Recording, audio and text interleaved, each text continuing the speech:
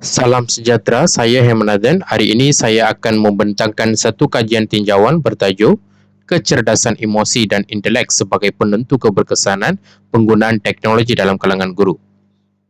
Kajian ini dijalankan dalam konteks Sekolah Jenis Kebangsaan Tamil di Selangor dan menyentuh secara langsung aspek keberkesanan PDP digital. Dalam lanskap pendidikan abad ke-21, teknologi bukan lagi pilihan tetapi satu keperluan asas. Kurikulum baru Malaysia 2027 memperkukuh perkara ini dengan menjadikan integrasi teknologi sebagai tunjang utama pendidikan madani, namun hakikat di lapangan menunjukkan wujudnya jurang kompetensi dan infrastruktur khususnya dalam kalangan guru SJKT yang memberi cabaran dalam merealisasikan potensi sebenar teknologi dalam PDP. Kajian ini cuba merungkai satu persoalan penting sejauh mana kecerdasan intelek IQ dan emosi EQ guru memainkan peranan dalam kejayaan penggunaan teknologi. Kita melihat bagaimana tahap kompetensi kognitif dan kecekapan emosi guru memberi kesan kepada keberkesanan PDP digital di samping mengupas cabaran yang membataskan keberkesanan ini. Kajian ini berfokus pada tiga objektif utama. Pertama, mengenal pasti tahap IQ dan EQ guru SJKT. Kedua, menilai sejauh mana tahap IQ dan EQ mempengaruhi penggunaan teknologi secara berkesan. Dan ketiga, mengenal pasti cabaran utama yang dihadapi guru dalam PDP digital. Kajian ini dipandu oleh tiga kerangka teori utama: teori kecerdasan intelek oleh Sternberg, teori kecerdasan emosi oleh Goleman, dan model penerimaan teknologi.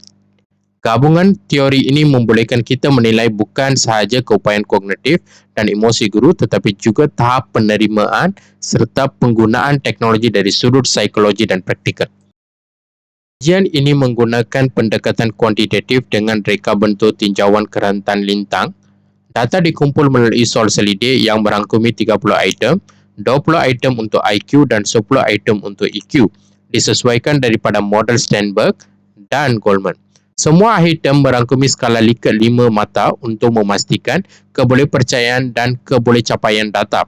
Populasi kajian terdiri daripada 1,000 guru SJKT di Selangor, sebanyak 200 responden dipilih secara rawa berserata mengambil kira faktor lokasi, jantina dan pengalaman mengajar. Ini bagi memastikan data yang dikumpul mencerminkan kepelbagaian sebenar guru SJKT di lapangan. Soal selidih disebarkan melalui dua kaedah, digital menggunakan Google Form dan bercetak untuk guru di kawasan luar bandar yang kurang akses digital. Ini memastikan inklusiviti dalam pengumpulan data dan menambah kekuatan triangulasi kajian.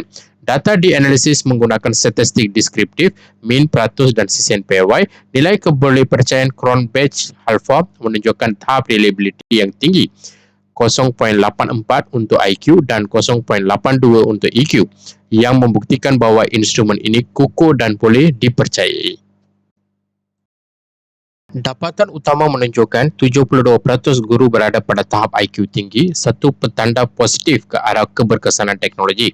Walau bagaimanapun, hanya 54% mencapai tahap EQ tinggi, manakala 43% berada pada tahap sederhana.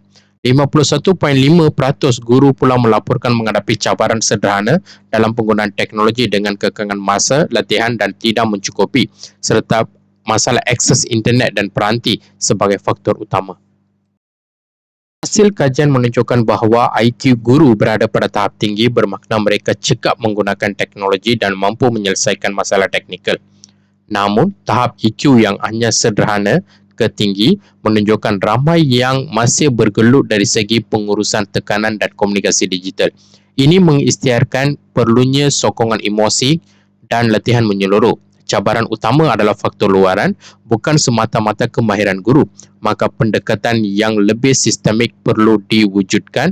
Kita perlukan pendekatan sokongan holistik, bukan hanya latihan teknikal tetapi juga peningkatan EQ secara berterusan.